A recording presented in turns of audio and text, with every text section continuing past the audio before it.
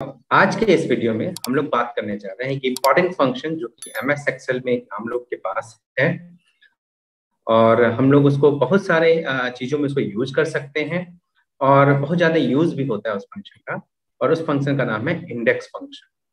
तो आज का जो पूरा सेशन है इसी इंडेक्स फंक्शन पे है। तो चलिए हम लोग इंडेक्स फंक्शन के बारे में जानते हैं और समझते हैं कि इसको हम लोग कहाँ पे और कैसे यूज कर सकते हैं।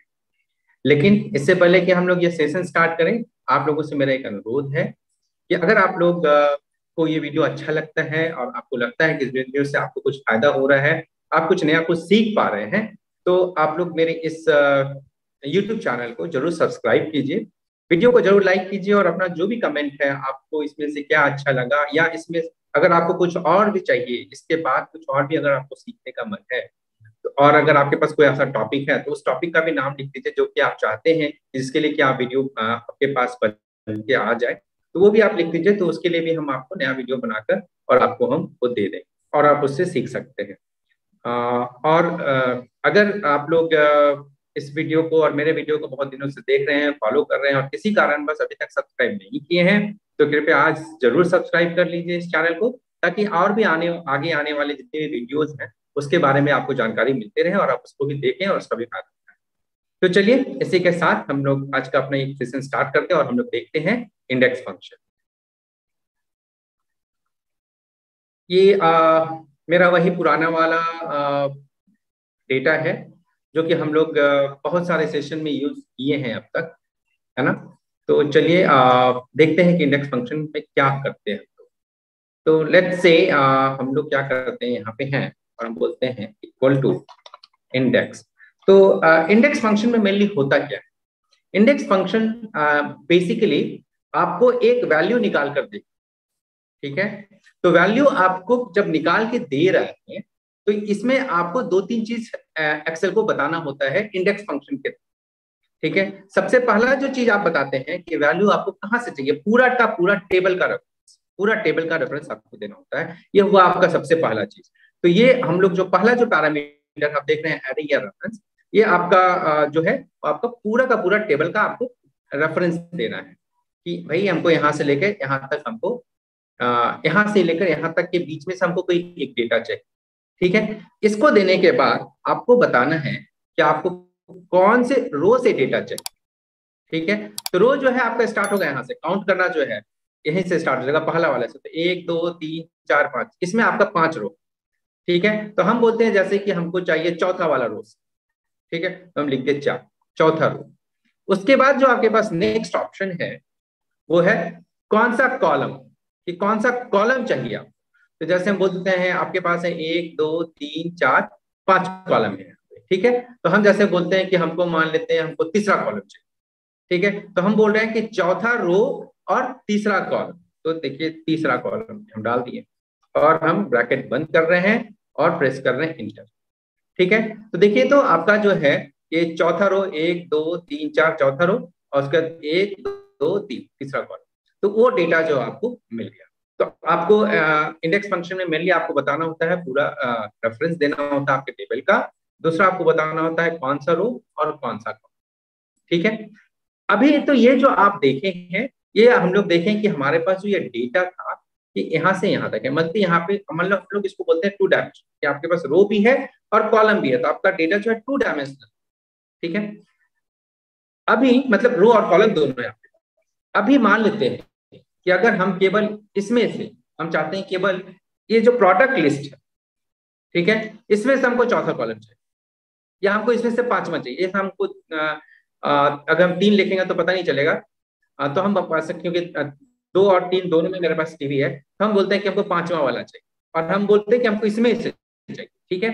तो अगर हम जाएंगे यहाँ पे और इंडेक्स में अब A1 से E5 जो हम पहले सेलेक्ट किए थे, अब A1 से E5 नहीं करेंगे, हम बोलेंगे कि A1 से लेके A5, मतलब एक कॉलम में से हमको चौथा वाला रो हमको दे दो और अब हमको कॉलम बताने की फिर जरूरत नहीं, ठीक है। और अगर हम इंटर प्रेस करेंगे तो अब हमको क्या मिल गया, चौथा प्रिंटर। अगर हमको पांचवा वाला चाहिए होगा तो हम बोल देंगे पांचवा वाला।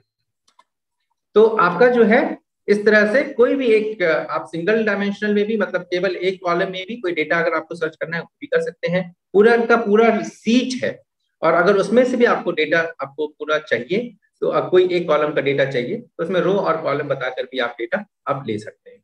उसके अलावा यहाँ पे एक स्पेशल भी तरीका है इंडेक्स फंक्शन को यूज करने का।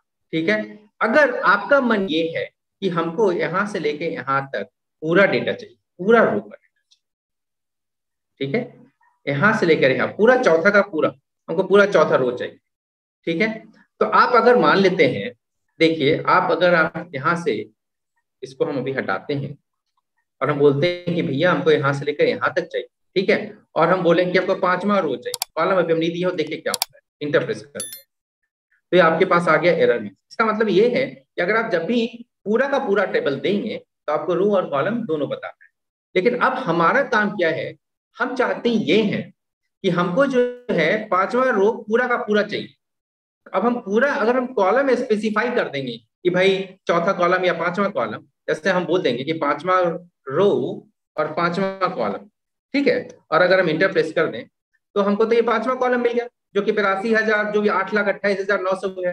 लेकिन हमको चाहिए यहां से लेकर यहां तक। ठीक है, अब देखिए यहाँ पे क्या करते हैं, अगर हम इसमें बोल दें कि हमको कॉलम में हम बोल दिए 0 कॉलम चाहिए, ठीक है, हम 0 कॉलम बोल दिए, तो अब हम क्या एक्सपेक्ट कर रहे हैं, हम बोल रहे हैं कि हम 0 कॉलम, मतलब 0 का कॉलम का नाम नहीं दिए, ठीक है। और अब देखिए हम एक्सपेक्ट क्या कर रहे हैं कि हमको पूरा रो चाहिए, लेकिन अभी होगा क्या वो देखते हैं। हम इंटर प्रेस कर रहे हैं, अब देखिए यहाँ पे भी आपको एरर आ गया, तो ये भी आपका काम नहीं किया, ठीक है। और अब हम क्या कर रहे हैं, तो आपको तो सबसे पहले तो ओके, आपको तो सबसे पहले तो ये चाहिए था कि आपको डेटा जो है 1 2 3 4 5 कॉलम चाहिए था। तो जब आप ये फॉर्मूला लिख रहे हैं तो आप एक काम कीजिए, 1 2 3 4 5 5 कॉलम आप सिलेक्ट करके रखें, ठीक है।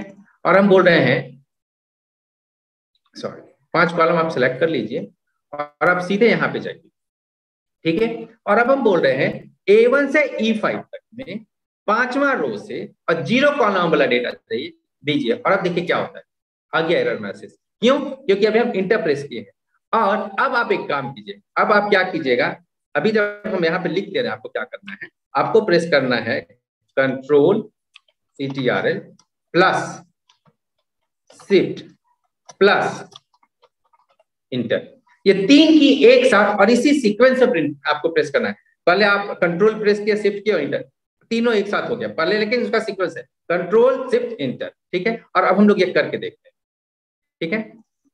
तो अब हम क्या बोल रहे हैं कि आपको क्या प्रेस करना है, कंट्रोल शिफ्ट और इंटर, लेकिन आपको ये पहले 5 कॉलम सिलेक्ट करना है, यहाँ पे जाना है और प्रेस करना है कंट्रोल शिफ्ट और इंटर। और अब देखिए क्या हुआ, अब आपके पास डेटा आया है। कौन सा डेटा आया है, पांचवा रो का डेटा आया है, और पूरा का पूरा आपका पास पांचों कॉलम आ गया है। तो इससे सारा मैजिक जो हुआ है वो हुआ है आपका जो की कॉम्बिनेशन था, control plus shift plus inter का। तो इस चीज को आपको ध्यान में रखना है, ठीक है, control plus shift plus inter. अगर आप इंटर प्रेस करेंगे तो ये काम नहीं करेगा, आपको प्रेस करना है कंट्रोल शिफ्ट और इंटर, तब आपका इस तरह का रिजल्ट आएगा। अब अगर मान लेते हैं, अगर हम यहाँ पे दिए होते कि हमको जो है पहला कॉलम या दूसरा वाला रो दीजिए, दूसरा रिकॉर्ड, ठीक है, दूसरा रिकॉर्ड, और अगर हम फिर से अगर इंटर प्रेस कर देंगे तो देखिए क्या होगा, error message, you can't change part of an, ये एरर मैसेज आ गया, आपका कुछ भी काम नहीं होगा, ठीक है। अभी हम इंटर प्रेस कर रहे हैं, उस बॉक्स को हटा दिए हैं, और अब हम यहाँ पे जा रहे हैं और अब फिर से हम प्रेस कर रहे हैं कंट्रोल शिफ्ट और इंटर, और अभी हम क्या लिखे थे, दूसरा रो। तो अब आपका दूसरा रो वाला है, ये आ गया, देखिए, तो ये 60 आया है और 63,000 6,30,000 आया है जो कि दूसरे में है, ये पूरा का पूरा आ गया। अब जैसे बाकी जो आप फिल करते थे पहले, अगर आप उसको फिल करना चाहें तो आप उसको फिल कर सकते हैं। और अब देखिए आपके पास तो जो पहला वाले में अगर दूसरा रो आया तो तीसरा वाले में तीसरा रो आ गया, चौथे में चौथा आ गया, पांचवें में पांचवा। तो आपका इस तरह से भी जो काम आप कर सकते हैं इंडेक्स, ठीक है। तो इंडेक्स में अभी आप तक 3 चीज देख लिया, राइट। एक तो आप देख लिए कि किसी भी आपके पास जो टेबल का रेफरेंस है या जो टेबल है उसमें से स्पेसिफिक रो और कॉलम का एक डेटा चाहिए, आप ले सकते हैं। दूसरा आप देखिए कि किसी भी एक स्पेसिफिक सीधा कॉलम था, उसमें से आपको केवल डेटा चाहिए, तो आप एक स्पेसिफिक कॉलम में से एक स्पेसिफिक रो को आप निकाल सकते थे। ये दो चीज देखे थे। तीसरा आप ये देखें कि अब आप जैसे आप जब डेटा लेते हैं, तो आप जब डेटा लेते हैं तो आप किसी एक पूरा स्पेसिफिक रो का रिकॉर्ड ले सकते हैं। और उसको लेने के लिए आपको क्या क्या करना पड़ा है। सबसे पहले तो आपको कॉलम की जगह पे डालना पड़ता है जीरो। कॉलम हो गया आपका जीरो, या आप बोलते कोई कॉलम नहीं चाहिए, आपको जीरो कॉलम चाहिए। तो जीरो कॉलम का मतलब है कि कॉलम को ओमिट कर दिया और आपको ये पूरा का पूरा रिकॉर्ड दे देगा। लेकिन पूरा का रिकॉर्ड तब देगा जब आपको ध्यान में रखना है कि इंटर के जगह पे आपको प्रेस करना है कंट्रोल शिफ्ट और इंटर। और उसके अलावा उसको करने से पहले आपको वो पांच, जैसे आपके यहाँ पे मेरे पास पांच कॉलम था तो हम पांचों कॉलम पहले सेलेक्ट कर लिए। ठीक है, तो जहां तक हम सेलेक्ट किए थे वहां तक में आपका डेटा। ठीक है, अब हम लोग एक चीज और सीखते हैं इंडेक्स में, जो कि थोड़ा सा ट्रिकी है लेकिन बड़ा यूजफुल है। ठीक है, अब हम लोग इसको हटाते हैं, डिलीट करते हैं, इसका हमको जरूरत नहीं है।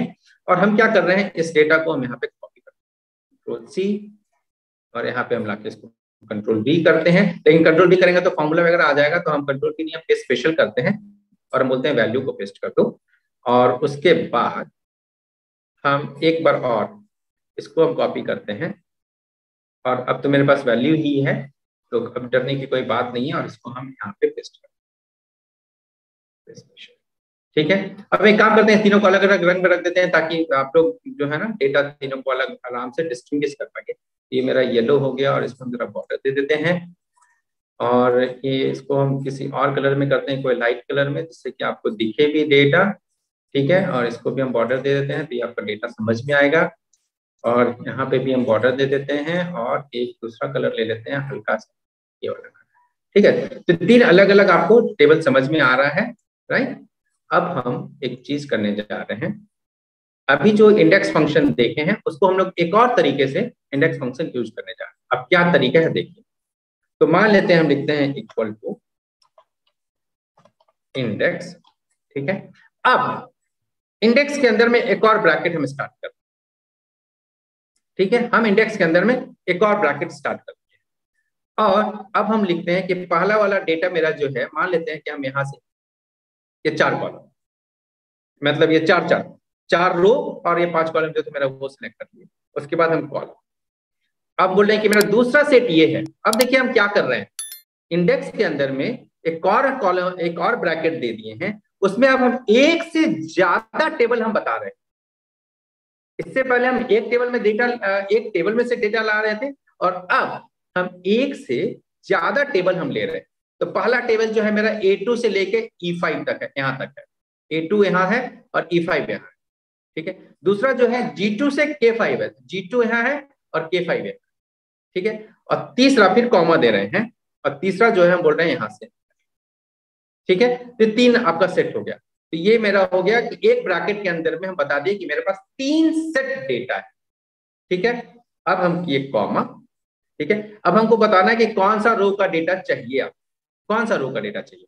तो जैसे हम बोल देते हैं हमको अभी चाहिए, और एक काम करना था हमको कि हमको सबका वैल्यू चेंज करना था, अभी आपको पता नहीं चलेगा। तो एक काम करते हैं, पहले हम लोग वैल्यू चेंज करते हैं, नहीं तो सब एक ही वैल्यू है तो आपको पता नहीं चलेगा। एक काम करते हैं, हम यहाँ पे यूनिट प्राइस जो है ना उसको चेंज कर देते हैं। यहाँ पे 10,000 लिखा है, या फिर ट्रांसपोर्टेशन को चेंज कर देते हैं। यहाँ पे 500 है ना, उसको हम कर देते हैं 1,000, 2,000, 3,000 और 4,000 मान लेते हैं मेरा है डेटा। ट्रांसपोर्टेशन को हम लोग यूज करेंगे, और इसको हम कर देते हैं, मान लेते हैं 700, 1,700, 2,700, 3,700। तो अब जो है मेरे पास ट्रांसपोर्टेशन में यहाँ 5, 15, 25 और 35 है। यहाँ पे 1,000, 2,000, 3,000 है, और यहाँ पे 7, 17, 27, 3700। ठीक है, अब हम लोग बोलते हैं इक्वल टू इंडेक्स, और हम बोले कि पहला मेरा ग्रुप ये है। ठीक है, कॉमा, दूसरा मेरा डेटा का सेट ये है, कॉमा, तीसरा मेरा डेटा का सेट ये है।